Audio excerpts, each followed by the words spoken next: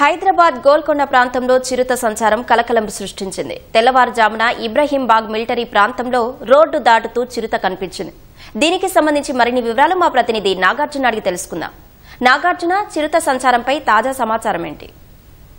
గత కొన్ని రోజులుగా మంచిర్యాల గ్రేహౌండ్స్ హౌన్స్ నార్సింగి పరిసర ప్రాంతాల్లో చిరుత తిరుగుతున్న సమాచారంతో అటవీ శాఖ అధికారులకి సమాచారం ఇవ్వడం, వాళ్ళు 4-5 కెమెరాలు అక్కడ బోన్లు ఏర్పాటు చేశారు. సీసీటీవీ ప్రత్యేకంగా ట్రాప్ కెమెరాలు కూడా ఏర్పాటు చేశారు. కానీ ఇక్కడ ఎక్కడ కూడా చిక్కకుండా అది తప్పించుకొని తిరుగుతుంది. తాజాగా ఈ చిరుత నార్సింగి నుంచి అంటే లంగర్ హౌస్ నుంచి నార్సింగి వెళ్లేటువంటి ప్రధాన రహదారులు మిలిటరీ గోల్కొండ బ్యాక్ సైడ్ లో ఉన్నటువంటి మిలిటరీ ఏరియా ఉంటుంది. ఆ మిలిటరీ ఏరియాలో రోడ్డు క్రాస్ చేస్తూ మనకు సీసీటీవీ ఫుటేజ్ లో మనకు కనిపిస్తుంది. తాజాగా ఈ ఘటనతో స్థానికులంతా కూడా ఆందోళనకు గురయ్యారు.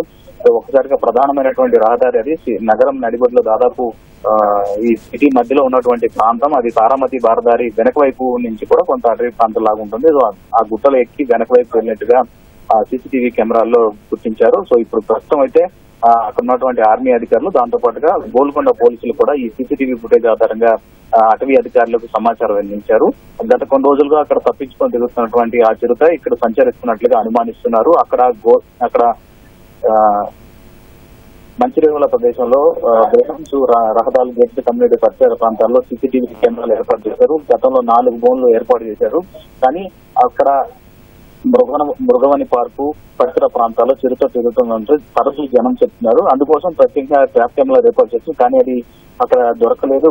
బోన్ లో కూడా 4 బోన్లు ఏర్పాటు చేసిన దాంట్లో చిక్కకుండా వరుసగా ఆ ప్రదేశాలు మొత్తం తిరుగుతుంది. తాజాగా మిలిటరీ ప్రాంతం ఉన్నటువంటి గోల్కొండ మిలిటరీ ప్రాంతంలో ఉన్నటువంటి ప్రధాన రహదారి లంగర్ హౌస్ నుంచి నార్సింగ్ వెళ్లేటువంటి ప్రధాన రహదారిలో కనిపించడం కొత్త కలకలం సృష్టించింది. మనం సీసీటీవీ ఫుటేజ్ లో చూసినట్టుగా ఈ రోడ్డు వైపు నుంచి ఉన్నటువంటి మిలిటరీ ప్రాంతం నుంచి అవతల వైపు ఉన్నటువంటి మరొక మిలిటరీ ప్రాంతం నుంచి కూడా అవతల వైపు నుంచి వెళ్తుంది. అది తారామతి బారదారికి దగ్గరలో ఉంటుంది. దాని వైపు నుంచి వెనక వైపు అంతా కూడా అటవీ ప్రాంతం లాగా ఉంటుంది. అటువైపు వెళ్ళేట్టుగా తెలుస్తుంది. అయితే దీని చుట్టుపక్కల అంతా కూడా ఏదైతే ఈ ఆర్మీకి సంబంధించినటువంటి ప్రాంతం ఇదంతా మంచిర్యాలకి దాదాపు కనెక్టెడ్ అయ్యి నార్సింగ్ కొంత అటవీ ప్రాంతం ఉంది. మధ్యలో కొన్ని గేటెడ్ కమ్యూనిటీలు ఉన్నాయి.